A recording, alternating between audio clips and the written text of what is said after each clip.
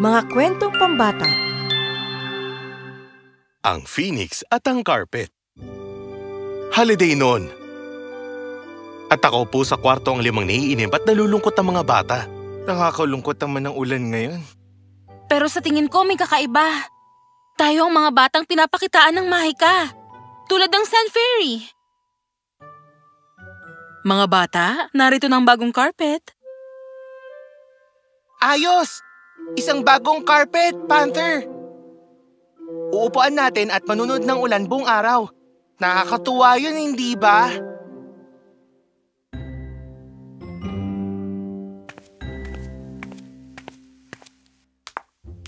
Nilagay ang carpet sa kwarto ng mga bata. At inilatag nila ito. Ano yan? Isang itlog? Tingnan nyo! May kung ano sa loob na gumagalaw. Hindi ko maintindihan pero pakiramdam ko may parang napakahiwaga sa isang to. Na parang kailangan nating ingatan ito. Meron pa tayong ilang kandila at mga pine cones. Kukuha ako ng mga bulaklak. May mga sariwa pa doon sa vase. Gumawa ng parang altar ang mga bata na may bulaklak at kandila. At sinilihan nito ilang piraso ng kahoy at mga pine cones na dahan-dahan nilang nilagay sa palayo. Tingnan nyo! Ang apoy! Bob! Bob! Teka, paano? Kamusta? Utang ko sa iyo ang pagtulong sa aking muling pagsilang. Nagsasalitang ibon! Ang Phoenix. Ako ang Phoenix. Tiyak na nalaman niyo ang tungkol sa akin sa mahiwagang kasulatan. Ikaw ang ibon na lumabas sa apoy at mo lang isinilang? Ganun na nga. Pagkatapos ng 2,000 taon. Pero, paano ka napunta sa carpet? Hiniling ko na mapunta sa mahiwagang carpet para manahimik ng 2,000 taon. Pero isa lang itong ordinaryo at pangbatang carpet. Kung sa bagay, hindi ba't isa lamang alamat ang mahiwagang carpet? Mukha ba akong isang alamat? Ibig sabihin, ito ang mahiwagang carpet? Sinong kumuha ng mga kandila sa aparador? Ang katulong! Papunta na siya rito. Bakit niya tayo pipigilan sa pagkuha ng mga kandila natin? Bilis! Tago!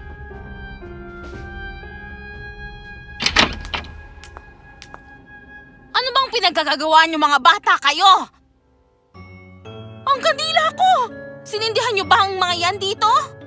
Isusumbong ko kayo sa mama ninyo. At may tinatago pa kayong ibon dito? Hindi po. Hayaan niyo po muna kami magpaliwan. Madam! Madam! Hindi niya tayo pwedeng isumbong kay Mama. Carpet, dalhin mo kami sa malayong lugar ngayon na. Ano? Sairi, Carpet? Nasaan na tayo? Sa wakas, may araw dito. Ang ganda rito. Mukhang isa itong isla. At napakaganda pa rito. Isa ba itong panaginip? Naku! Ano namang ginagawa niyo sa panaginip ko? Umalis kayo! Kaya nang iwan nila ang katulong na nagtataka kung panaginip ba yun, nilibot ng mga bata ang isla. Wala bang tao rito?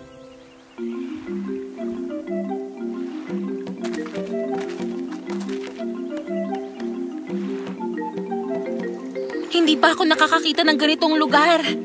Napakaganda naman ng lugar na to. Hindi pa ba tayo aalis para tingnan ng katulong? Nasa na siya? At nasa na rin ang carpet? Tulong! Tulong! Tingnan nyo!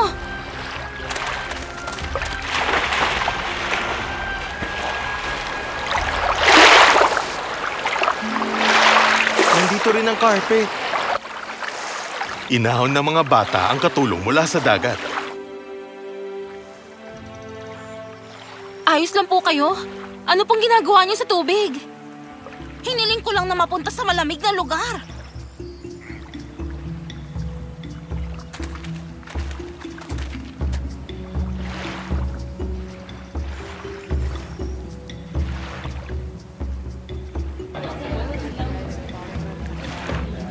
Sabi nila, siya raw ang reyna.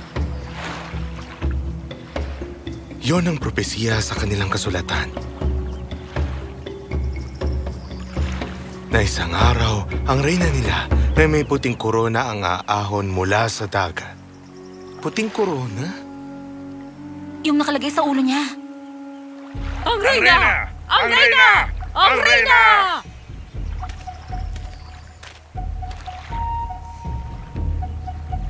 Reyna? Ako?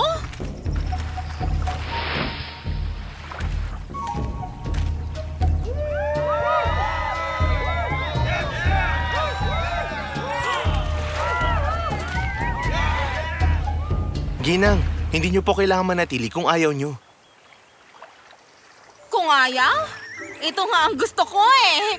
Alam niyo ba na matagal ko nang pinangarap na maging isang reyna? At malayo sa mga makukulit at pasaway na batang katulad nyo. Dito na ako titira. Iwan niyo na ako. Kaya umuwi na ang mga bata. Samantalang, hindi mapakali si Antea.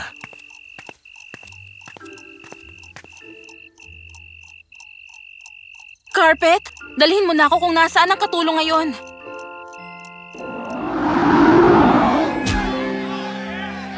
Ginang, ayos lang po kayo rito. Pwede po kayong sumama sa akin pauwi. Nako, wala na akong ibang lugar na nais puntahan sa mundo. At halos natutunan ko na ang ilan sa mga lengguwahe nila. Napakadaling matutunan. Sige na, Anthea. Ayos lang ako rito. Hayaan mo na ako rito sa panaginip ko. Sa wakas, panatag na ang loob ni Antea na maayos lang ang katulong nila. Isang araw, Mga anak, may kailangan kaming daluhan na pagpupulong ng iyong ama ng mga 2 araw. Kaya, napag-usapan na namin na doon kayo mananatili kina Tita Emma nyo. Robert, pumunta ka na at ipadala mo itong sulat. Sinulat ko rito ang eksaktong oras na pagsundo niya sa inyo sa istasyon bukas. ipapadala na sana ni Bob ang sulat. Pero nakalimutan niya ang mga ito nang mapatingin siya sa Phoenix at sa carpet. Kaya kinabukasan, walang dumating para sunduin sila sa istasyon. Bob, nakalimutan mo? Ano nang gagawin natin ngayon? Umuwi na lang tayo? Tara sa carpet? At ang Phoenix? Habang wala pa sila mama at papa, at tayo lang ang tao sa bahay. At syempre, sumakay ang mga bata sa kotse at magkakasamang umuwi. Pero nang makauwi sila, hindi sila makapasok. Anong gagawin natin?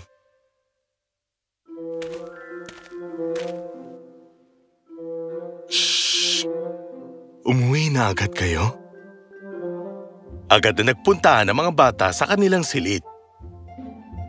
Phoenix? Saan nang galing ang carpet? Halos nilakbay na niya ang buong mundo, kasama ang mga hari, mga emperador at prinsesa. Pero saan ba talaga siya nagmula? Hindi ko rin alam, pero kaya kong alamin. Paano? Kumuha lang kayo ng kapirasong papel at isulat niyo ang kahilingan niyo na makakuha siya ng bagay sa pinagmulan niya. At mula sa bagay na yon, masasabi ko sa inyo kung saan lugar ito nagmula. Pero tandaan niyo, 3 kahilingan lang sa isang araw, kaya mag-ingat kayo sa isusulat niyo. Bueno, isusulat lang namin na magbalik ka ng kahanga-hanga at kilalang bagay mula sa iyong lugar. Alam mo, magkaiba ang pagiging mahusay sa pagiging sikat. Kaya 2 kahilingan na agad yun. Piliin na lang natin ang mga kilalang bagay. Para malaman natin agad kung saan galing. Kaya, Nagsulat sila sa papel at nilagay ito sa carpet at lumipat ito palayo. Nagawa nga ng carpet na kumuha ng kilalang bagay sa lugar nito. Ang mga pusang Persian, 122 nito. Ano? Ha? Hindi ko... Paano?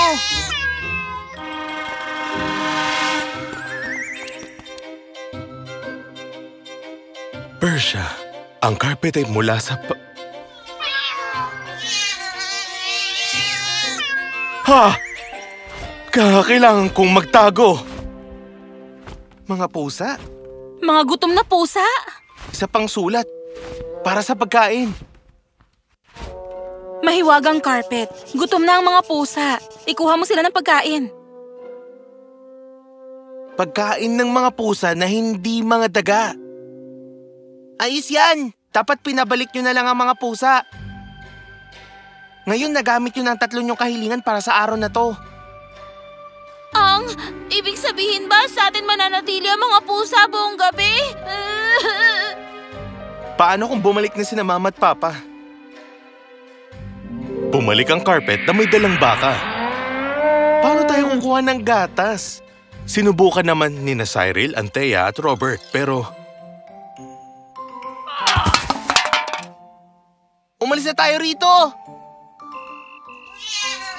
samantalang nag-ingay ang mga pusa dahil sa pagod at gutom. At natulog na sila ng mga bata. Nagising si Jane sa ingay. Kaya pumunta siya sa kwarto.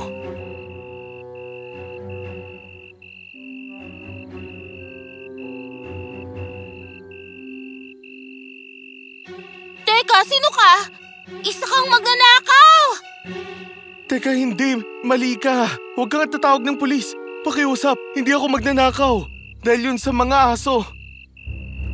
Naalerto ang mga aso sa ingay ng mga pusa at nagsitahol na hinahanap ang mga ito.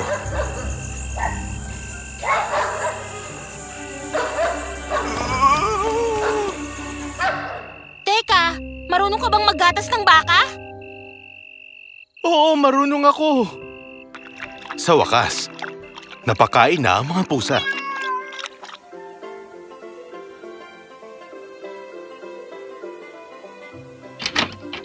Malapit na mag-umaga. Pwede na ulit tayong humiling ng 3 beses. Mahihiling na natin na makaalis ang mga pusa at baka. Hiniling ng mga bata na makaalis na ang mga ito pero nanatili ang ilan sa 122 pusa sa loob ng kwarto. Umalis sila sa carpet kaya nagtago sila roon. Paano natin ipapaliwanag ang mga yan kina Mama at Papa? Ikaw, kaya mo ba silang ibenta? Nakita mo naman na hindi sila ninakaw. Kikita ako ng maraming pera sa mga ito. Ang kapatid ko at ang asawa niya, matagal na namin gusto magkaroon ng mga ganito. Naglibot at nag-alok ang lalaki kasamang pamilya niya sa ilang bahay para ibenta ang mga pusa ng... Saan niyo nakuha ang mga pusang ito?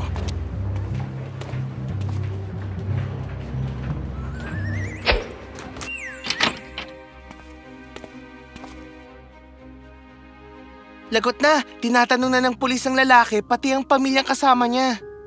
Paano naman natin ipapaliwanag ang pinagmulan ng mga pusa? Isang bagay lang dapat nating gawin, Ginoo.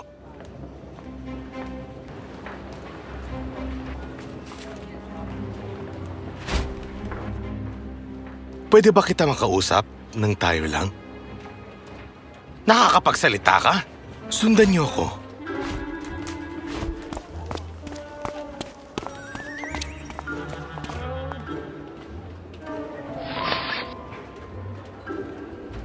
Carpet, pumunta tayo kung nasaan ang katulong.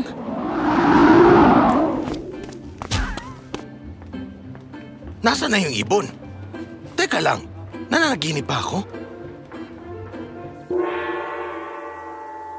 Ginang, ayos ka lang ba? Ayos lang ako. Napakaayos ng mga tao rito. Pero sana meron din ako mga kaibigan. Alam niyo na. At yan din po ang dala namin para sa inyo.